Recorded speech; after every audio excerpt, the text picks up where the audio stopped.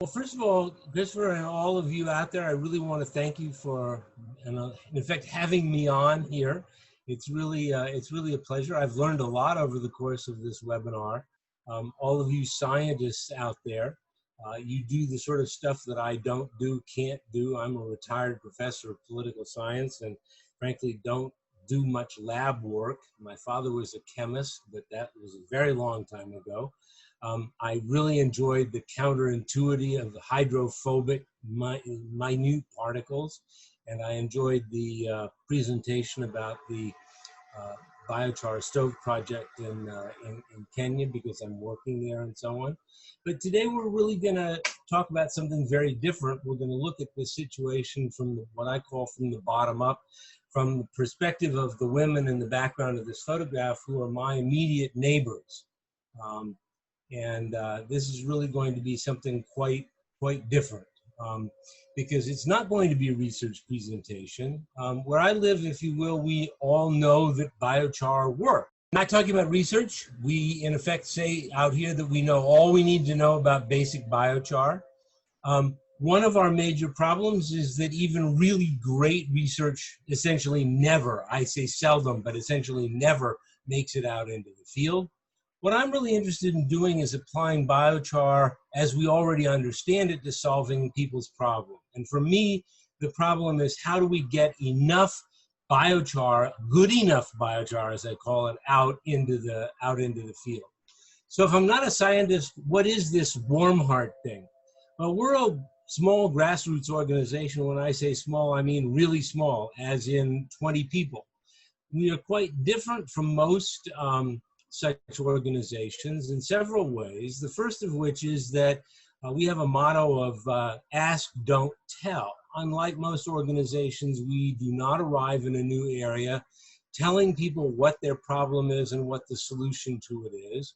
We spend an awful lot of time asking people in communities, what do you think your problems are and what do you think the best solutions to them would be? But having asked, we don't talk. In this world of ours, I am really fed up with all of the talk, no, do problem, as I will make clear at the very end. In our communities, whether it's in Thailand, in Ghana, Kenya, Malawi, Western China, all the different places we work, people talk a lot about children and education. They talk about micro-enterprise, by which they generally mean job creation. They talk about climate smart agriculture, which basically means saving small farms, providing food security for people, keeping people on the land, and elders. That's what's hidden over there behind the box on the right. And what I work on in particular is low-cost, low-tech biochar for the rural poor. We run projects in Ghana, North Ghana up in the Northeast, in Kenya, in Malawi, in North Thailand. We've trained about 3,500 farmers in the production of their own biochar from their crop waste. We operate 2 social enterprises, which I'll talk about a lot later. This is for you, Wayne, and we have 2 more in process. And what we are, in effect, is one of very few organizations that are really focused on biochar in action, not in the study of biochar, and in particular not focused on the customization of biochar. And here I just want to call out a small number of the other organizations that are really out in the field doing the kind of stuff that we're doing. Paul Alexander's Juntos, his work in India, where he's got tens of thousands of biochar stoves out there. His new 4C kiln, which is an expansible kiln unit that can be taken out into the field, used with all kinds of different feedstocks.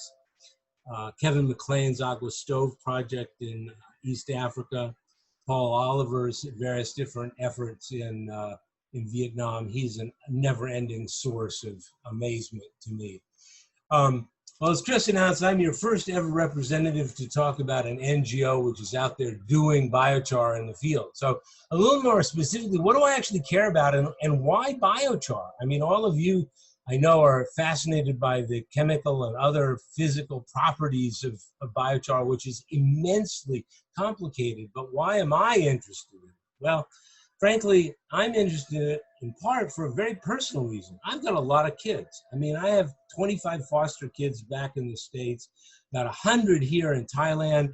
This cute little girl, and second in from the left there with the big eyes and partial smile is my daughter. I've got 100 kids here in Thailand. And I really worry about the future because these kids are going to grow up into a world I don't want them to grow up into. More professionally, I worry a lot about climate change and world poverty.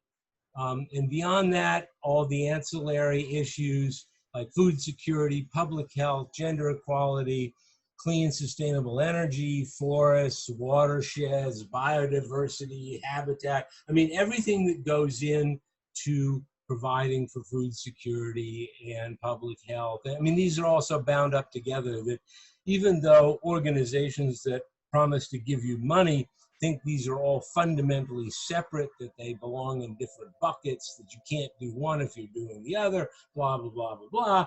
Nonetheless, they are all intimately bound up with one another. So what do I want to talk about today?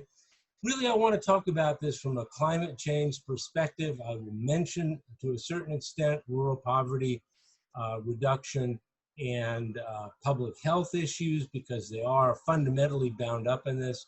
But really, what do we talk about and what don't we talk about when we're talking about climate change? And then I really want to talk too about the Warm Heart Project, biochar, in a sense, what we know, global waste, crop waste, burning, and biochar that we might make out of it, and then how we deal with this problem, both to stop the climate damage that is done by this problem and also to stop the smoke with its horrendous human health consequences. And then frankly, I want to talk a little bit about who cares, or why, despite all the great metrics, nobody gives a damn. So anyway, when we talk about climate change, what do we talk about? We talk about Western and Chinese emissions. And, you know, frankly, we ought to talk about these things. I mean, this is a 2014 thing that came out of EPA back before the Trump administration arrived. But frankly, the numbers haven't changed a lot. About 2/3 of global emissions come from China, the US, and the EU. We ought to be talking about what we are emitting. And we also talk a lot about, you know, capturing these emissions and sequestering.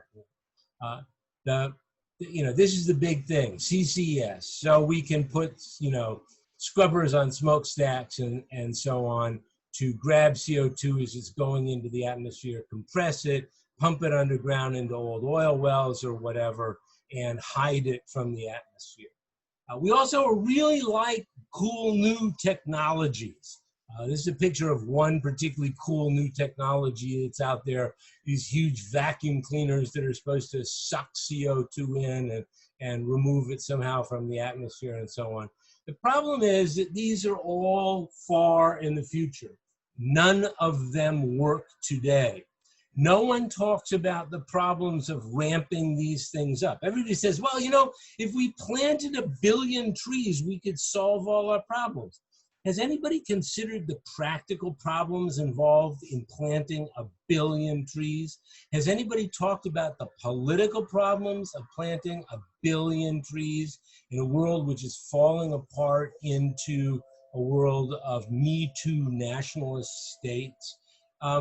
These programs also don't promise a hell of a lot. Billion trees notwithstanding, most of these things talk about removing perhaps 2 to 5 gigatons a year of CO2 from the atmosphere by 2050.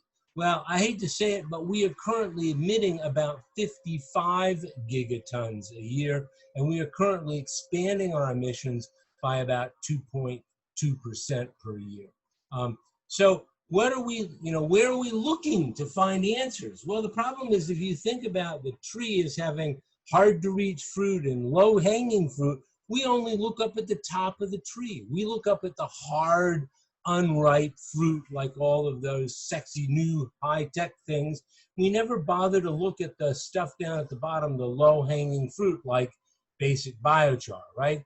And we only look at home because, well, you know, we're developed. We have science, we have high technology and so on. And those folks down there who live between the Tropic of Cancer and the Tropic of Capricorn, even though they may be 80% of the world's population, well, what the hell do they know, right? Well, frankly, I think we're wasting our time. You know, I'm the guy sitting out here in the middle of that population of folks, that 80% of the population who live between the tropics of Capricorn and Cancer. And well, 2020 is only 30 years away, right? We are constantly emitting more and more and more carbon into the atmosphere. But folks, you know, the atmosphere and the oceans are full to bursting with CO2 already. Emitting less today isn't going to help, right? I mean, worrying about our current emissions is sort of like tapping on the brakes when you are rushing down a mountain towards a missing bridge. It is going to slow your arrival at your, you know, inevitable shooting off that precipice, but it isn't going to fundamentally change the fact you are going to die. The only thing we can really plan on doing that's going to make any sense is to remove a lot of CO2 from the atmosphere. The problem is that we are not doing anything about that today, or very, very little about it. We are fascinated by high tech. We are fascinated by science. We are fascinated by customization. We are fascinated by the future, as if by some stroke of technological luck, we are suddenly going to hit the perfect solution and ramp it up to commercial and enterprise scale in no time at all, just in time to save the world from the end of life as we know it and like it. I don't think so. I think we need to scale what we know. What do we know? We know good enough biochar. So what can we do right now? Well, I think that we can and we ought to stop global crop waste burning. And here I get to what Wayne was talking about earlier today before most of you joined in. He was talking about the fact that if you live in Malaysia, if you live in Singapore, if you live in Indonesia or Borneo, if you live in southern Thailand, every single year you are completely blanketed in smoke from burning of forests and so on in preparation for planting new palm oil. This is a global problem. These are all photographs out of the NASA MODIS system and so on. But this is a problem that travels around the world, right? The Mexicans burn all of their corn stalk. The Brazilians burn all their soy waste. I mean, we talk about the burning of the Amazon, but nobody ever stops to think, well, what the hell happened after that? Well, the fact of the matter is that we have already burned substantially more forest than the size of Texas. What happens to that land? Well, it is currently planted with soy, 3 crops of soy a year. What happens after every crop? They burn all of the waste 3 times a year. Basically, they are burning a soy field bigger than Texas 3 times a year. That produces one hell of a lot of smoke. That produces one hell of a lot of GHGs. If you look at Africa, you can see fires burning all the way across there. India produces 20 million tons of wheat straw waste every winter at minimum. I don't know how much the Pakistanis produce.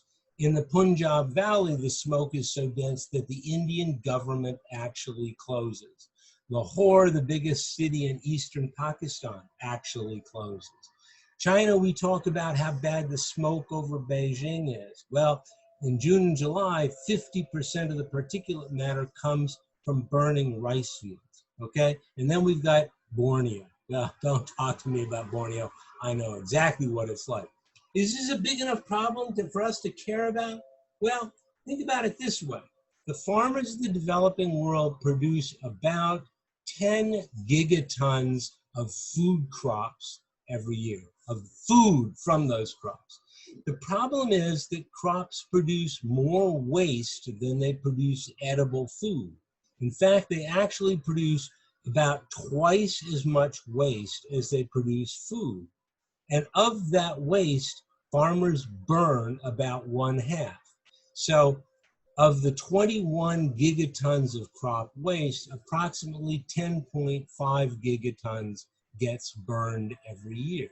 If you burn that much crop waste every single year, you create a really big mess, okay? Even if you consider burning the waste, the CO2 that you release doing that as carbon neutral, you're still producing a hell of a lot. Then you've got a lot of CO2e. Then you've got a lot of PM 2.5 every single year.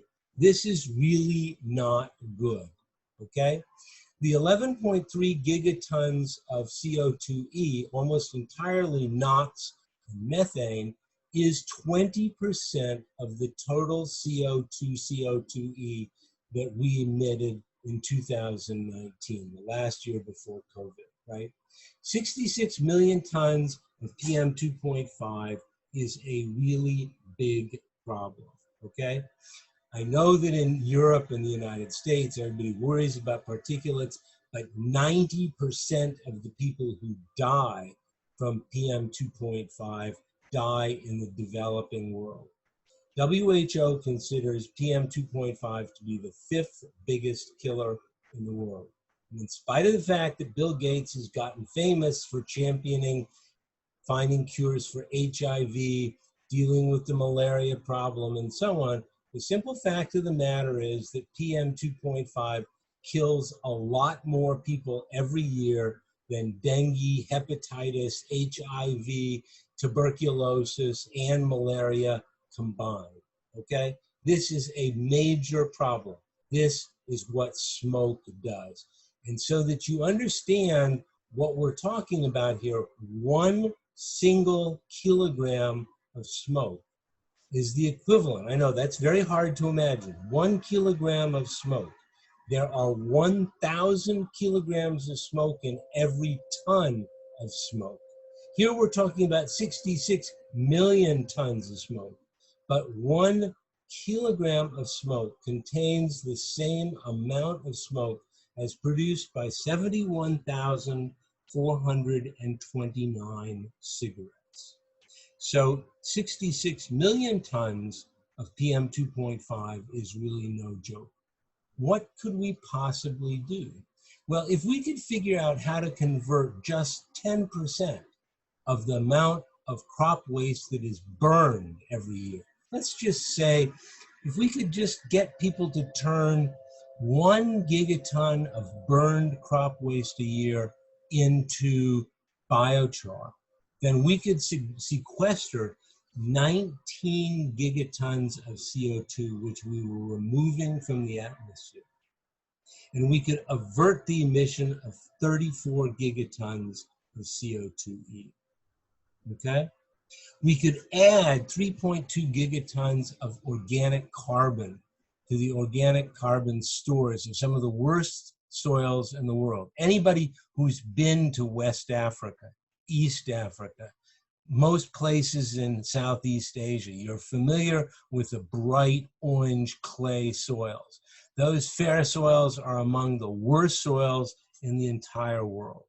We could also avert the emission of 1.3 gigatons of PM 2.5, which would save literally millions of lives. Now, why do I keep talking about good enough biochar?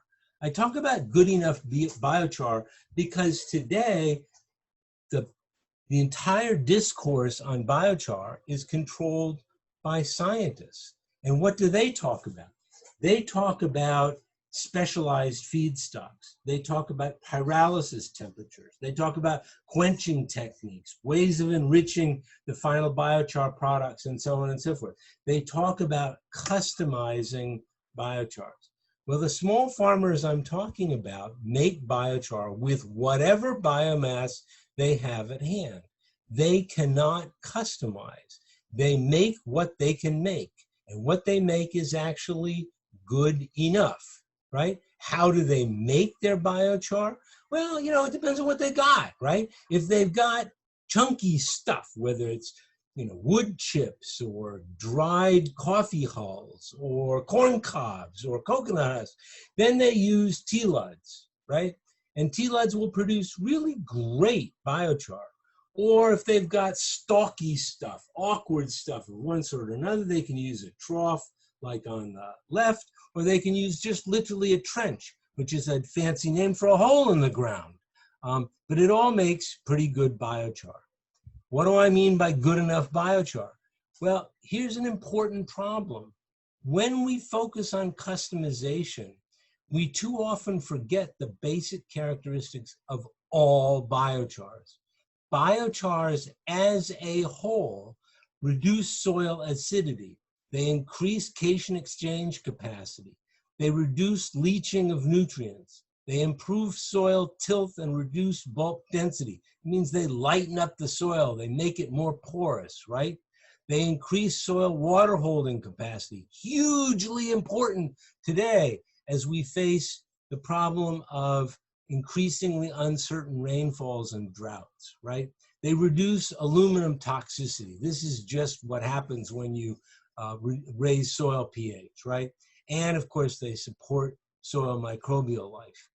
And, if you look at the maps of soil distributions around the world, what you discover is that in the developing world, the most common soils, the acrosols or ferrosols, the lithosols, the nitisols, all cluster right through the developing world. And these soils could not have been, if you will, better designed for biochar, or biochar could not have been better designed for them. They tend to be acid. They tend to have very low CECs. They tend to be highly compact clays. They tend not to support soil life, and so on and so forth, right? And, frankly, these are really poor countries. People dump a lot of illegal toxic waste on them. They've got a lot of uncontrolled industrial sites. They've got a lot of mines that leach out a lot of mercury and cyanide. They have going mines that dump a lot of hot acid mine waste. They have fields that have been soaked in pesticides and heavy metals that falls out of the air from unclean air pollution and so on. They have sewage sludge. They have problems purifying water. They have huge manure ponds, right, that stink and are infected. They need to restore their forests. They need to restore their plantations. Biochar is an incredibly cheap and effective means for dealing with these problems. So who's out there doing this? Are these the big bad corporations, the big plantations? No. The people, this is the guy who's doing it, right? This is the guy I live next to. He comes around my place every day in the hot season and he burns, right? There are 570 million farms in the world today, and 500 million of them are small, but they occupy just a tiny percent of total cultivated area, right? 2.54 billion people. The world's poorest people are not those people you see in all the pictures of India's slums and so on. They are the people who live on tiny farms way out beyond the fringe of development, right? They have no access to anything, right? And more importantly, they have no way of learning anything, right? They live at the edge of food security. In fact, they live in constant insecurity. And increasingly these days, as climate change bites, they're just giving up and moving into the cities. So why do these guys burn? Well, it isn't rocket science, but it does make a difference if you understand. People start fires for a reason. And if you don't understand the actual reasons, you're in big trouble. Governments don't want to understand. Governments tend to view these folks as recalcitrant criminals, right? So they much prefer to fine them, to jail them, or just to shoot them. That's what the Thai government tries to do, tries to shoot them. It just doesn't work, right? We continue to have fires around here. So why do they burn? Because their fields are like 35, 40, 45 degrees. Because during the hot, dry season, when those fields need to be cleared, Everybody who's healthy leaves the area to go try and find work someplace else. There's no work at home. Who stays home? The disabled, the old. Everybody's malnourished because there's nothing to eat and there's no money because it's hot. I can tell you how hot it is. Man, for the last 7 weeks, it has never been below 40 degrees a single day around here because the field has to be cleaned before planting. You know, people think that this is optional. No, if you want to plant a new crop, the field must be cleared because there's nothing to do with the waste when you cut it. What the hell are you going to do? You go in there and cut the stuff down, then what do you do with it? You can't plow it in. You don't have a tractor. You don't have oxen. And not only that, but both tractors and an oxen would fall down the slope because it's so steep, because it's not worth it. I mean, what the hell are you going to get out of going out there and doing that? And because fire is fast, it's really cheap, and it completely clears the land. That's why I got a picture of Mr. Bick here. I don't know if any of you are old enough to remember Mr. Bick, but Mr. Bick was my best friend when I was a kid learning to smoke dope. But anyway, the problem is really they got no better alternative to fire, right? So how do we stop the fires? You got to change their incentives. You got to pay for their time and effort. And what do you pay for? You pay for converting their crop waste into biochar instead of burning it. You make biocharing more profitable than burning. Now, can you get outsiders to pay for it? Never, never, not a bloody prayer, okay? Talk about this stuff. Forget it, won't happen. It would be wonderful. In Europe, you can get paid $100 a ton for sequestering CO2. It doesn't happen in the bloody developing world unless you're a big company or unless you know somebody really, really important. I can tell you this from personal experience because a few years ago, my wife and I tried to start a green power company. After the actual power facility itself, the second biggest line item in the budget was the CDM approval process. It was going to cost us $350,000 to get approved for CDM, okay? It's too expensive. Why? And why was that? Because it's too expensive for outsiders to come in and organize these billions of people. And for the semi-illiterate small farmers, well, forget it. These guys are literally semi-illiterate. There's too much paper. There's too much incomprehensible bureaucracy. They can't afford to do this. They can't understand it. It's too time-consuming. It's too technical. How the hell are they supposed to go out and calculate the subsoil biomass of whatever the hell it is they're growing and so on and so forth? It just ain't going to happen, right? The solution has to create its own profits, right? You have to make biochar profitable as a business, okay? And this really killed us. This was really hard, right? Is it possible to square the circle? Yeah, very small scale biochar social enterprises are absolutely possible, we argue, okay? And here basically on the left, you've got all these small individual farmers in a village or in a bunch of villages that actually, instead of burning their fields, they biochar their crop waste. They bring it into a storage point and they get paid immediately, cash on the barrelhead for that biochar. That biochar is then processed. Maybe it's just ground up if it's chunky into plain biochar. Maybe it's turned into biochar briquettes, which are the best-selling product in the developing world. Or maybe it's turned into biochar fertilizer, hugely important potential, but very difficult to sell. And then it's sold on to brokers or buyers who sell it on into the market.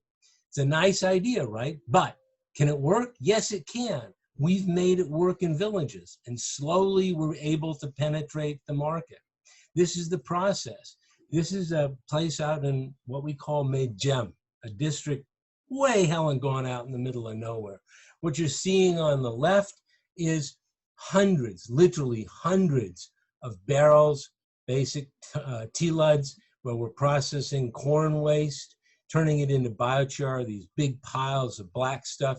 It then goes into this big storage facility where last week we had about 55 tons of it. And from there, it's ground and it's sold out in bags. We use recycled bags, in this case of chicken food bags, but just tons and tons and tons of this stuff. And we're working on one of these in Western Kenya. We're working on one in Southern Malawi, okay? So the question, that everybody wants to ask is, does this stuff work? Well, the answer is, yeah, it really does. We've run side-by-side tests here in Thailand where we took literally paddies right next to each other, visible from the road, where they had histories of growing showing exactly the same yields. We said to the farmer, look, you plant this one here with your usual mix of NPK.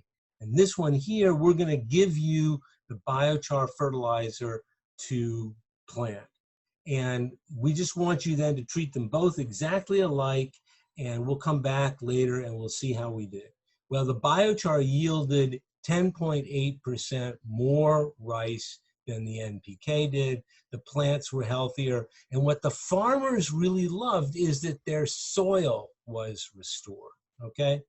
In Ghana, we ran side-by-side cases of biochar versus no biochar. The biochar fields, just plain biochar, raised yields by 30%. And in Kenya, we're testing in vegetable gardens.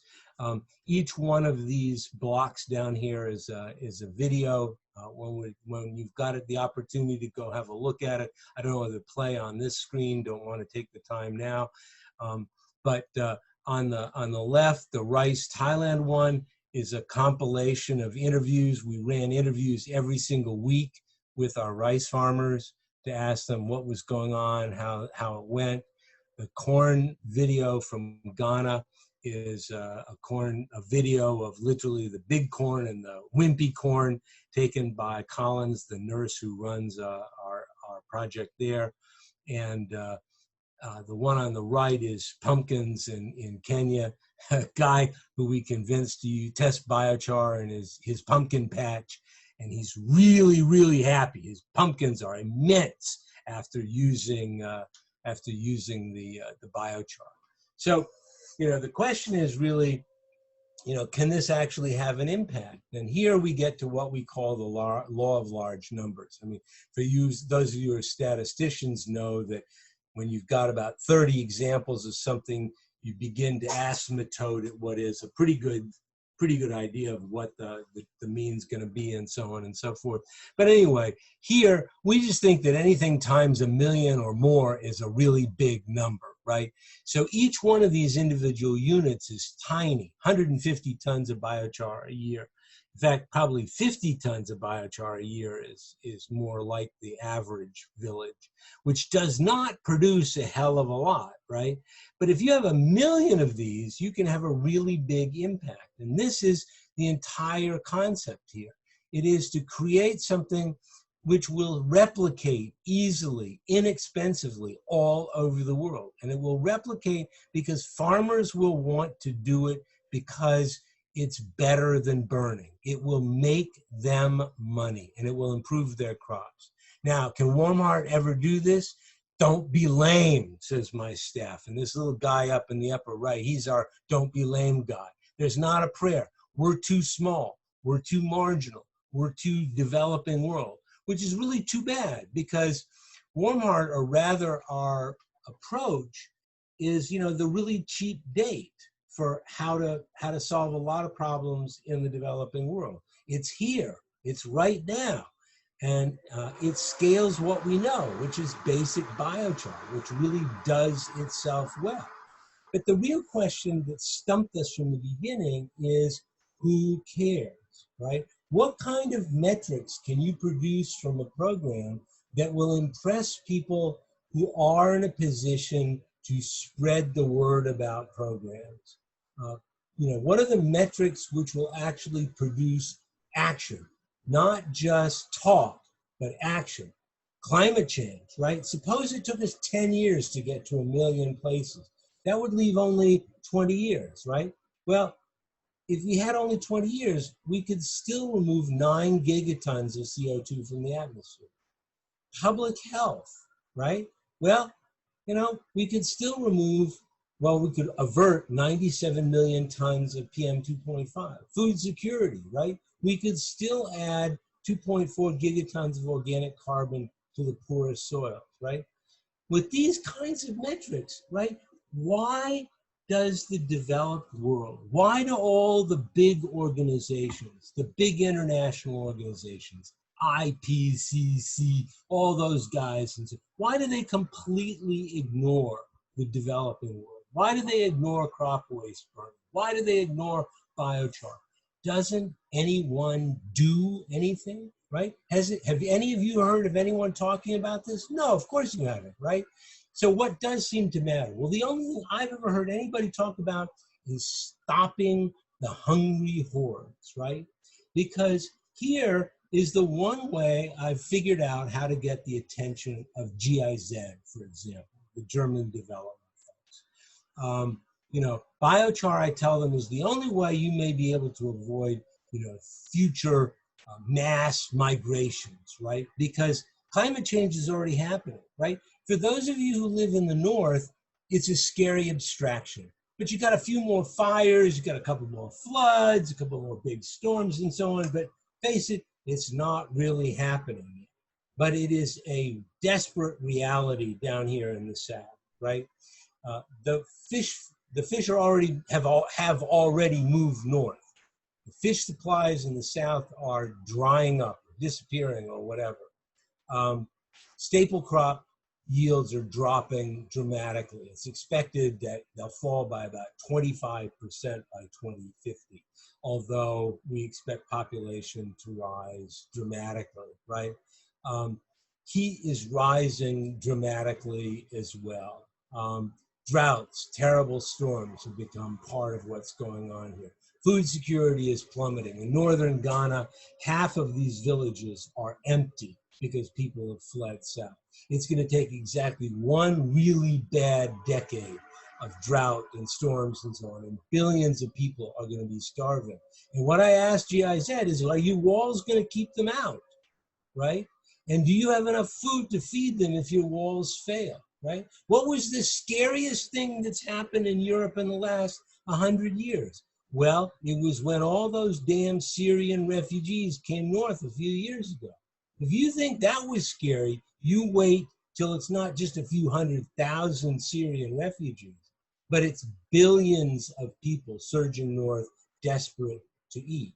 Okay, so apologies for being a bummer, but for 7 weeks, I worked outside in a world which was over 40 degrees and where everything was cloaked in smoke, right?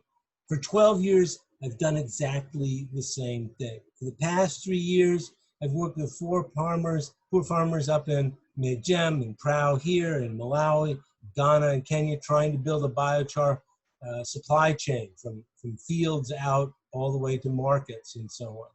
In this entire time that I've been doing this, I have never met a single government extension agent out in the field.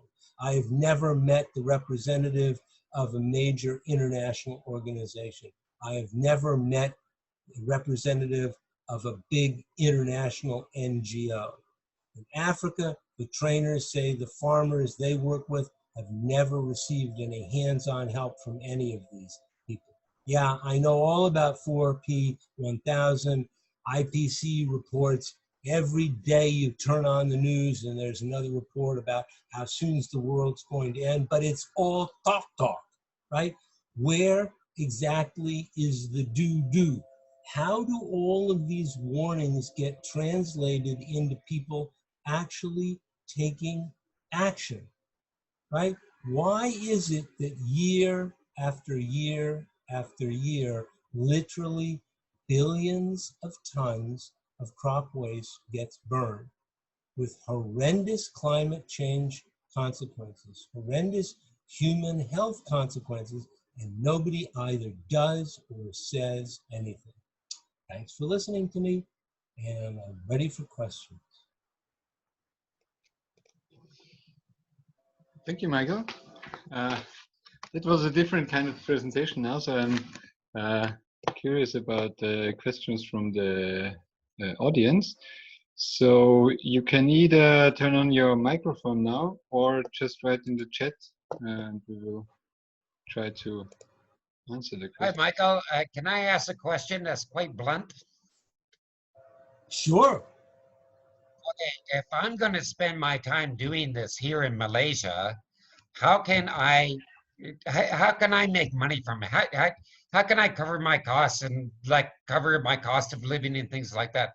How can I make money by bringing this to the people the way you're saying I should? I agree with you 100%, but I don't know how to monetize it. Right. Well, suppose you want to monetize it as an investor, right? So for probably between, like, it would depend on cost and prices levels in Malaysia as opposed to Thailand, let's say here. But if I was going to look at Thailand and say that I wanted to start a profitable social enterprise, one that would both return profits to villagers and employ a lot of people, make money, and make me as an investor a social enterprise return of, let's say, somewhere around 7 to 10%. You're probably talking about an upfront investment of maybe something in the order of $35,000 to $50,000, which would pay off in probably 5 years or so. Right. Okay. So, I mean, it's not all that different than most small businesses. Your issue would be the development of markets for your products. That cost would include all of your first year costs. That's where all your costs lie. Your costs lie in your ability to purchase the biochar coming in the door from all of your farmers, and the cost of building your storage facility and buying a grinder mixer and a high-speed briquetting machine so that you can produce products that will sell into the local market.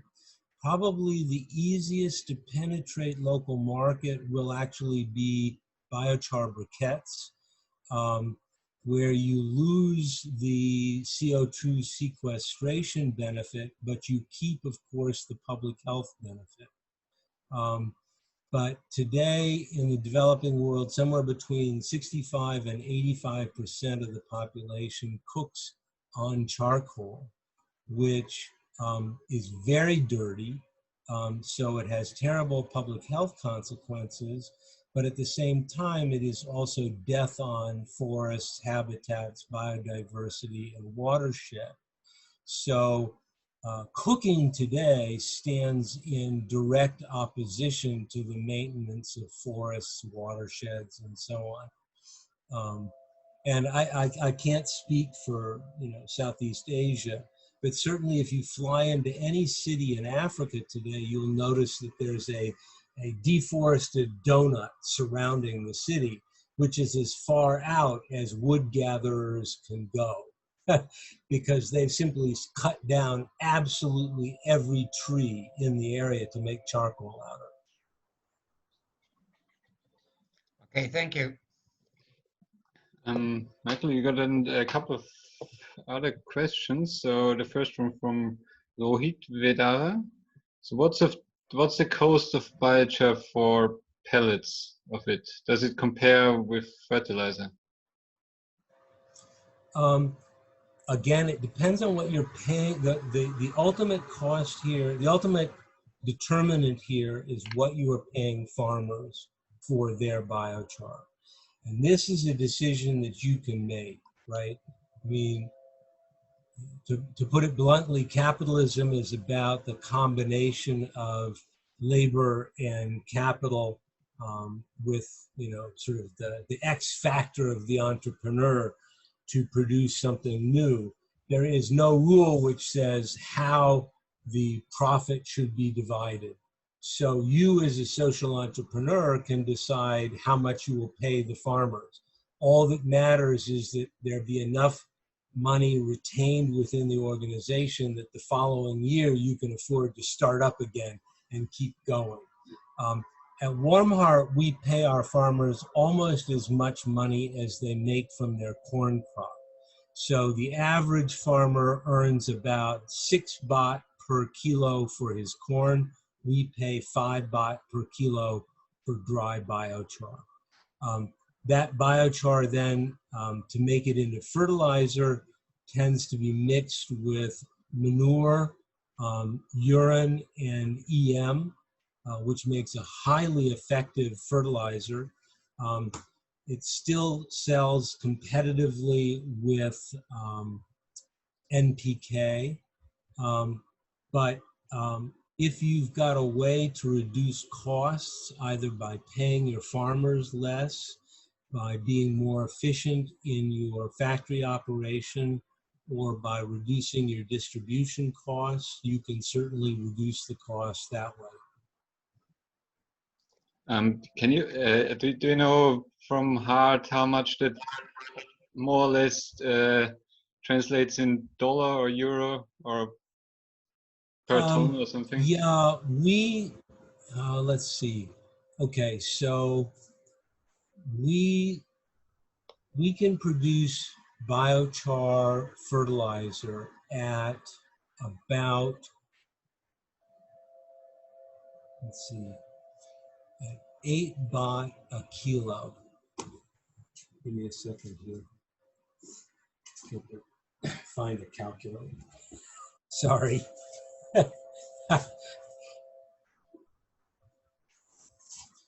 It's about 50 cents USD, I think. Okay. Yeah, so basically a third of a dollar per Okay. kilo, a little less than a third of a dollar a kilo. Okay. Yeah. Or a sixth of a dollar per pound US, per pound, whatever. Depending on whether you're using English system or metric system.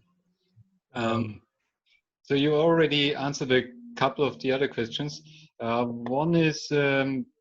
One was about where in Western Kenya your project is, from Warm Heart.